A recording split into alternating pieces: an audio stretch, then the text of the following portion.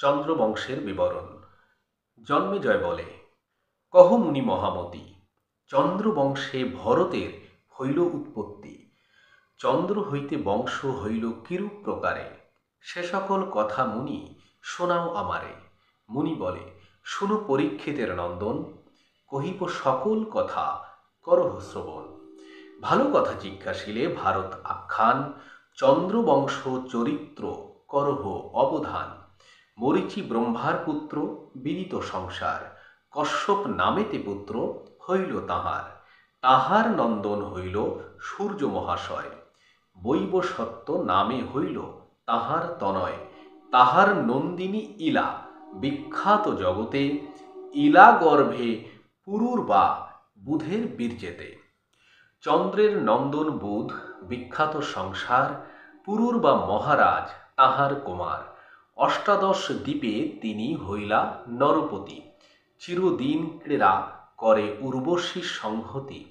নৃপতি হইল আয়ু তাহার তনয়, তার পুত্র হইল নহুষ মহাশয়। স্বর্গে ইন্দ্র হইল রাজা আপনার গুণে, সর্প কলেবর ধরেন দ্বিজ বচনে। যজাতি নৃপতি হইল তাহার কুমার, যজাতির গুণ যত কহিতে অপার। শুক্র সাপে জরাগ্রস্ত তাহার শরীর, পুত্রে জরা দিয়া রাজ্য করিল সুধীর। শুক্রস্থানে কচের বিদ্যাশিক্ষা। জন্মেজয় বলে, কহ ইহার কারণ, শুক্রস্থানে কোন দোষ করিলা রাজন। কি কারণে শাপ দিল ভৃগুর কুমার, সেসব চরিত্র কহ করিয়া বিস্তার। মুনি বলে, অবধান কর নরবর, দেবাসুরে মহাযুদ্ধ হয় নিরন্তর। নিজ নিজ হিত দোহে বাঞ্ছা করি মন, দুই জনে পুরোহিত কইল নিয়োজন। বৃহস্পতি পুরোহিত করেন বাসব, দৈত্য বংশে পুরোহিত হইল ভার্গব। যুদ্ধে যত দৈত্যবধ করে যত দেবে, সকল জিয়ান শুক্র মন্ত্রের প্রভাবে। সঞ্জীবনী মন্ত্রে ভৃগু পুত্রের অভ্যাস, যত মরে তত জিয়ে নাহিক বিনাশ। যুদ্ধে যত দেবগণ হইত নিধন, নারিতেন বাঁচাইতে অঙ্গিরা নন্দন। শুক্রের প্রতাপে দেবগণ চমৎকার, ইন্দ্র আদি দেবগণ করই বিচার। কচ নামে ছিল বৃহস্পতির নন্দন, তাহারে বলিল তবে সব দেবগণ। সঞ্জীবনী মন্ত্র জানে ভৃগুর নন্দন, উপায় করিয়া কর সে মন্ত্র গ্রহণ। বৃষপর্ব পুরে হয় শুক্রের বসতি, তোমা বিনা যাইতে না পারে কোনো কৃতি। শিষ্য হইয়া শুক্রস্থানে কর অধ্যয়ন, দেবযানী তাহার কন্যা করিবে সেবন। এত যদি বলিল সকল দেবগণ, বৃষপর্বপুরে কচ করিল গমন। শুক্রের চরণে কচ করি নমস্কার, প্রত্যক্ষেতে পরিচয় দিল আপনার। অঙ্গিরার পৌত্র আমি, জীবের নন্দন, পরিবারে আইলাম তোমার সদন। এত শুনি শুক্র তারে দিলেন আশ্বাস, পড়াবো সকল শাস্ত্র যেই অভিলাষ। শুক্রের আশ্বাসে কচ আনন্দিত মন, ব্রহ্মচর্য পালি বিদ্যা করেন পঠন।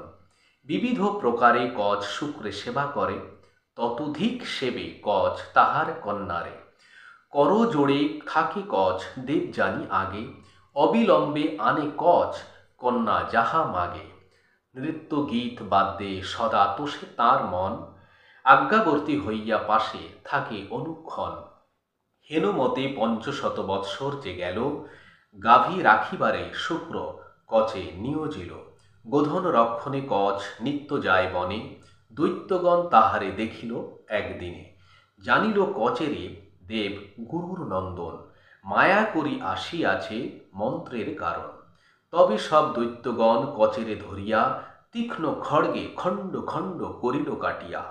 অস্থি মাংস যতে শার্দুলে খাওয়াইল, কচে মারি দৈত্যগণ নিজ ঘরে গেল। সন্ধ্যাকালে গাভীগণ প্রবেশে নগরে, কচ নাহি গাভীগণ প্রবেশিল ঘরে। কচ নাহি দেবযানী হইল চিন্তিত, কান্দিয়া পিতার ঠাই জানায় তরিত। গোধন ফিরিল গৃহে কচ না আইল, সিংহ ব্যাঘ্র কিংবা দৈত্যে তাহারে মারিল। কচের বিহনে আমি ত্যাজিব জীবন, এত বলি দেবযানী করেন ক্রন্দন। শুক্র বলে, দেবযানী না কর ক্রন্দন, মন্ত্র বলে কচে আমি জিয়াবো এখন। এসো কচ বলি শুক্র 3 ডাক দিল। মন্ত্রের প্রভাবে কচ আসি উত্তরিল।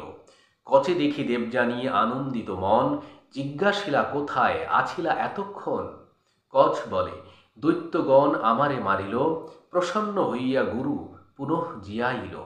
এত শুনি দেবযানী পিতাকে কহিল, গোধন রক্ষণ হেতু নিষেধ করিল। ভারতের কথা হয় শ্রবণে অমৃত, পাঁচালী প্রবন্ধে কাশীদাস বিরচিত। আজকে আমাদের পর্ব এখানেই শেষ করছি। আগামী পর্বে আমাদের থাকছে কচ ও দেবযানীর পরস্পর অভিশাপ প্রদান। আশা করি আপনাদের ভালো লাগছে। সঙ্গে থাকুন, ভালো থাকুন।